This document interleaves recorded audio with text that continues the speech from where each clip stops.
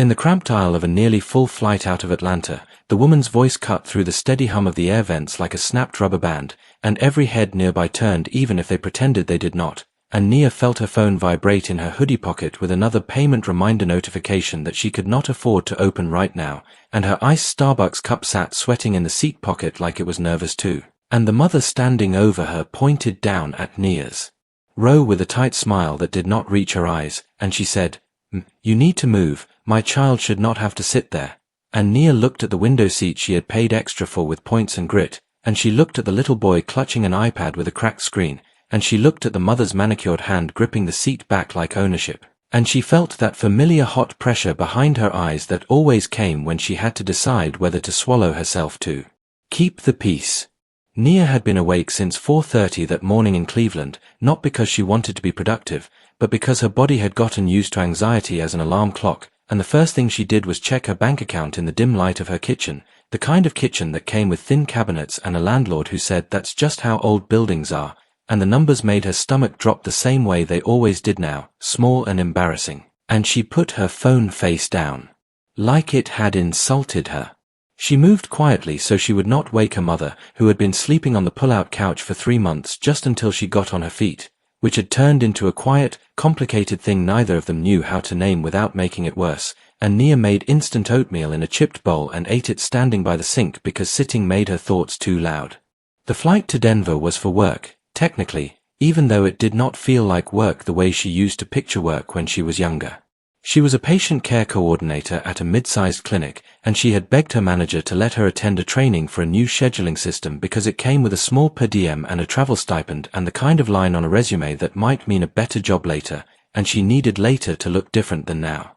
She kept telling herself this trip was a step forward, even if she had to pack her clothes in a carry-on so she did not have to pay for a bag, and even if she had eaten 2 granola bars for breakfast because she was saving the airport money for the ride-share at the other end. At the gate in Atlanta during her layover, she watched people move through the world like it was made for them, and she tried not to resent it, but it was hard not to when she felt like she was always calculating, always shrinking, always trying to look pleasant while life kept tapping her shoulder with another bill. She scrolled through her emails and saw one from the property management company with the subject line notice, and her chest tightened so fast she almost laughed at how predictable her body was, and she did not open it. And she told herself she would open it when she landed, when she was less exposed, when she was not surrounded by strangers who could glance over her shoulder and see the mess. She had chosen the window seat on purpose, even though it had cost extra, because she had not slept well in weeks, and the idea of leaning her forehead against the cool plastic and watching the clouds felt like the smallest kind of mercy.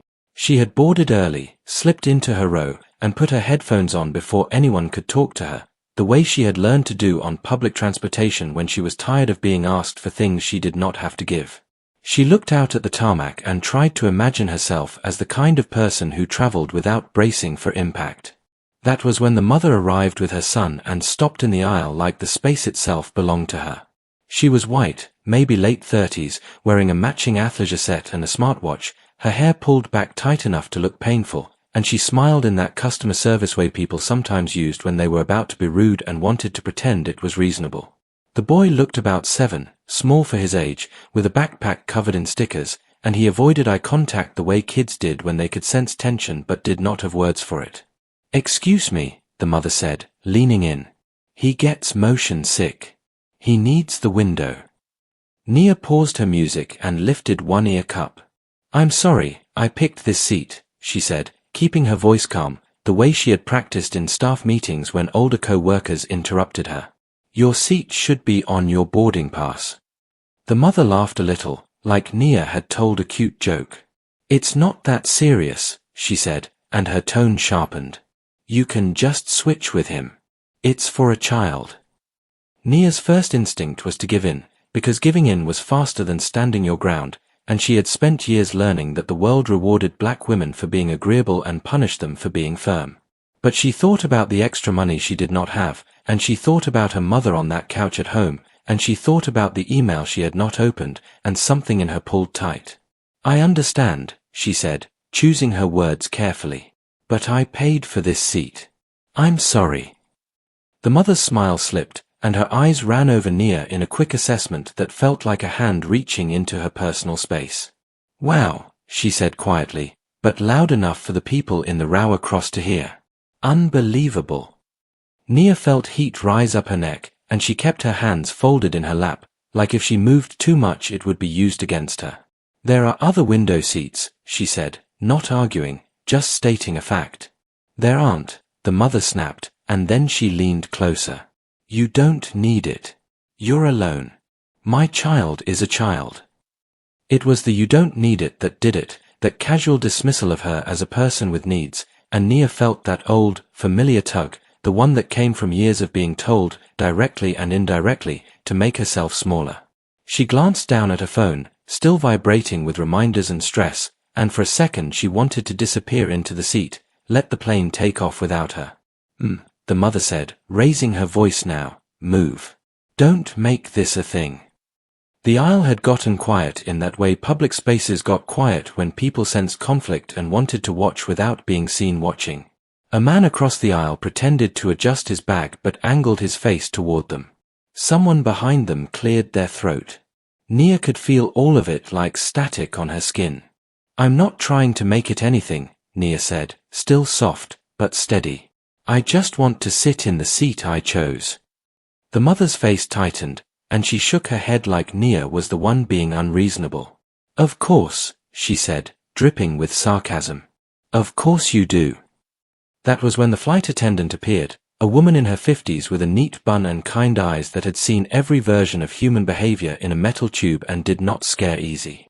Her name tag said Marisol, and she wore her calm like it was part of the uniform. Hi there, Marisol said, voice pleasant but firm. Is everything okay? The mother's expression shifted instantly into wounded innocence. No, she said, gesturing toward Nia like she was pointing out spilled coffee. This woman refuses to move so my son can have the window. He gets sick. I'm just asking for some basic decency. Marisol looked at Nia then, not with suspicion, but with a simple question in her eyes, the kind that did not assume the worst. She said to Nia, what seat are you assigned? Nia swallowed. 12A, she said, and held out her boarding pass on her phone with a hand that tried not to shake. I paid for it. Marisol nodded like that settled it. She turned back to the mother. And you are in. The mother fumbled, suddenly flustered by the request for facts. We're 12B and 12C, she said. Marisol smiled, but it was a professional smile, not a friendly one. Okay, she said. So 12A belongs to her. The mother's mouth opened. But my son. I hear you, Marisol said, still calm. If your child needs a window seat due to motion sickness, we can see if there's a willing passenger or if there are any open seats once boarding is complete. But we cannot ask someone to give up a seat they paid for. And we absolutely cannot pressure them. The mother blinked, like she had not expected the word pressure to be used out loud. I'm not pressuring, she said, voice rising. I'm asking. Marisol's eyes stayed steady. You raised your voice, she said simply. And you're blocking the aisle. Please take your seats so we can depart on time.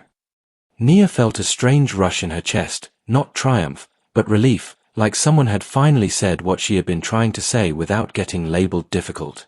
She stared at her knees because looking up felt too vulnerable, and she heard the mother mutter something under her breath as she slid into the middle seat, tugging her son closer like the world had attacked them. The boy climbed into the aisle seat and glanced at Nia for half a second, his face uncertain, and Nia offered him a small, careful smile. He did not smile back, but he also did not look angry. He looked tired. Marisol leaned toward Nia just slightly, her voice low enough that only Nia could hear. You did nothing wrong, she said, quick and quiet, like slipping a note into someone's hand. If you need anything during the flight, let me know. Nia nodded, and her throat tightened in a way that surprised her. It was not about the seat, not really. It was about being seen without having to perform, about having someone in authority treat her like she deserved the same respect as anyone else. She turned her face toward the window and watched the wings shimmer in the heat outside, and she felt a tear slip down before she could stop it, landing on her sleeve like a small, private confession. She wiped it away fast, embarrassed even though no one had called it out, and she breathed in through her nose, slow, like her therapist had once told her in the 3 sessions she could afford before her insurance changed. She told herself to focus on the next hour, the next minute, not the whole weight of her life. As the plane began to push back from the gate, her phone buzzed again in her pocket, and she did not check it. She just stared out at the moving ground equipment, the workers in neon vests, the ordinary machinery of a day that kept going no matter what anyone felt inside. And she wondered, quietly, if maybe this small moment meant something, or if it was just a brief pause before she landed and opened that email and remembered that reality did not stop at 30,000 feet. By the time the plane leveled out, the cabin lights dimmed to that soft yellow that made everyone look a little tired and a little more honest, and Nia finally let her shoulders drop from around her ears. The mother beside her plugged her son's headphones in with sharp, irritated movements and did not look in Nia's direction again, which was fine. Nia was used to silence that came with edges. She turned back to the window and watched clouds slide past like slow thoughts she did not have to finish. She tried to open the email from the property management company but closed it again after the first line. "We regret to inform you," was enough for now. She put her phone away and stared at the safety card in the seat pocket, tracing the diagrams with her eyes like they might anchor her. She told herself that the confrontation was over, that she had survived it, but her body had not gotten the message yet. Her hands still felt shaky, and her heart kept racing like it expected another demand, another accusation. A few rows up, someone laughed softly at a joke they were watching on their phone, and the sound surprised Nia with how normal it was. Life was continuing all around her, even though she still felt stuck in that moment in the aisle. She wondered if the mother would remember this flight as an inconvenience, a story to tell later about rude people, while Nia would replay it for weeks, analyzing every word she had said and every one she had swallowed. About 20 minutes into the flight, Marisol passed by with the beverage cart. When she reached Nia's row, she paused. "What can I get you, hun?" she asked, her tone warm but not overbearing. "Just water, please," Nia said. She had learned to ask for water when she needed grounding. Something about holding the cup helped. Marisol handed it to her carefully. "You sure?" she said quietly. "Coffee, tea?" Nia shook her head. "Water's good." Marisol nodded, then leaned in slightly, lowering her voice. "I wanted to check on you," she said. "You handled that situation really well." Nia felt that tightness in her chest again. "Thank you," she said, and meant it more than she could explain. Marisol smiled and straightened up, moving on down the aisle, but the small moment lingered with Nia longer than the water did. It was strange how much a few words could matter when they came at the right time. She spent the rest of the flight half listening to a podcast she had already heard before, something about burnout and boundaries, while her thoughts drifted back to Cleveland. To her mother sleeping on that couch, the TV always on low at night like silence might swallow her otherwise. To the bills stacked on the counter under a magnet from a dentist she had stopped seeing. To the way her life felt paused, like she was always waiting for permission to move forward. When the plane landed in Denver, Nia waited until most people had gotten up before standing. She did not want to brush past the mother and her son. She did not want another interaction to dissect later. As she lifted her bag from the overhead bin, she felt eyes on her and turned to see the boy looking up at her. "I'm sorry," he said suddenly, his voice small and rushed, like he was afraid he would lose his nerve. Nia blinked. "Sorry for what?" she asked. "My mom gets mad a lot," he said, shrugging in that loose way kids did when they did not have language for complicated things. "She says it's because she's tired." Nia's first instinct was to protect him from adult truths, but she also knew that pretending did not help either. "Everyone gets tired," she said gently. "It's not your fault." He nodded, like that was enough for now, and turned back to his backpack. The mother called his name sharply, and he jumped, then followed her without looking back. The exchange stayed with Nia as she walked through the terminal, past glowing coffee signs and families reuniting near the gates. It reminded her that everyone was carrying something, even when it came out sideways. It did not excuse what had happened, but it softened the sharpest edge of it. At the hotel that night, after a long shuttle ride and a check-in where the clerk barely looked up from the screen, Nia sat on the edge of the bed with her shoes still on. The room smelled faintly like cleaning spray and old carpet. She pulled out her phone again and finally opened the email she had been avoiding. The notice was not as bad as she had feared, but it was not good either. A rent increase starting in 3 months. Market adjustment, they called it. Her chest tightened, and she laughed once, quietly, at how predictable it all felt. She thought about calling her mother, then decided against it. Her mother would try to reassure her in that way that actually made things heavier. Instead, Nia went downstairs and sat in the small hotel bar, even though she did not plan to drink. It was early, mostly empty, just a few people scrolling on phones or tapping at laptops. She ordered another water and stared at the muted TV over the bar, a local news segment about rising costs and staffing shortages. A woman sat down 2 stools away from her, maybe mid-40s, wearing a conference badge with the same logo as Nia's.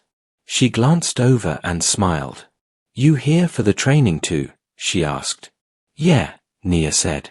"First time traveling for it." The woman nodded. "Same," she said. "I almost didn't come. Felt like too much." Nia felt a small, unexpected sense of recognition. "Yeah," she said. "I get that." They talked in fits and starts, about work, about how hard it was to feel excited when everything felt unstable. The woman told her she was a single parent. Nia mentioned her mother staying with her. They did not overshare, but they did not stay shallow either. It was the kind of conversation that happened when 2 people realized they did not have to perform for each other. Later, back in her room, Nia lay on the bed fully clothed and stared at the ceiling. She thought about the seat on the plane, about how small that moment had been and how big it had felt. She thought about how often she had moved out of other people's way without anyone noticing the cost. Change still felt scary. The idea of standing firm still made her stomach flip. But somewhere between the aisle confrontation and the quiet conversation at the bar, something had shifted just enough to be noticeable. Not confidence exactly. More like a crack in the wall she had built to survive. She closed her eyes and wondered what it would take to keep that crack from sealing itself shut again. The training center sat just outside downtown Denver, all glass and steel and motivational posters that talked about growth and adaptability like those were simple choices anyone could make before their morning coffee. On the second day, Nia arrived early and sat in the back row with her notebook open, even though she knew most of the material already. She liked having something to write in when her thoughts started to crowd in. The instructor talked about efficiency, about systems that reduced errors and saved time, and Nia listened with half a mind while the other half replayed moments from her own life, moments where efficiency had meant cutting herself down to size. She wrote notes anyway, neat and careful, the way she always did, because being prepared was one of the few things that made her feel in control. During a break, her phone buzzed again. This time it was a text from her mother. "Landlord called. Wants to talk about lease. I told him I'd have you call."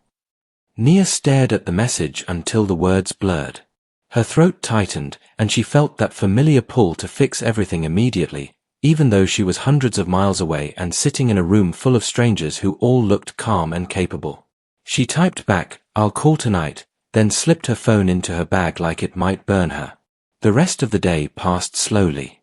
She nodded in the right places, laughed when others laughed, but inside she felt stretched thin. By the time she got back to the hotel, the sky was already dark, the mountains just shadows against it. She stood by the window for a long time before calling home, watching cars move along the highway like everyone knew exactly where they were going. Her mother answered on the 3rd ring. "Hey baby," she said, too cheerful, which told Nia everything she needed to know. "What did he say?" Nia asked, skipping the small talk. There was a pause. "He said the increase is firm," her mother said.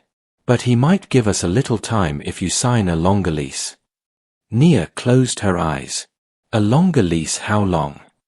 "Another year," her mother said quickly. "Maybe more.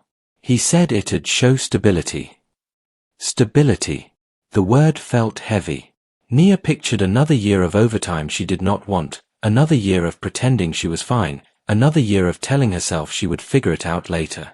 "I can't promise that," she said quietly. Her mother sighed, and the sound carried disappointment, fear, and something else Nia hated recognizing, reliance. "I don't know what else to do," her mother said. "I can't afford my own place yet. And you know I'm trying." "I know," Nia said, and she did. That was the problem. She knew too much about everyone else's struggles and not enough about her own limits. After the call ended, Nia sat on the edge of the bed again, the same place she had sat the night before, but it felt different now. The room was quiet except for the hum of the heater kicking on and off. She thought about the boy on the plane apologizing for his mother. She thought about how early she had learned to manage other people's emotions, to smooth things over before they exploded. She opened her notebook and flipped to a blank page, then stopped. Writing felt like pressure right now. Instead, she grabbed her phone and scrolled back through old voicemails, something she did when she was avoiding bigger decisions. Most were reminders, missed calls, automated messages. Then she found one from her younger self, a saved voicemail from years ago when she had first moved to Cleveland.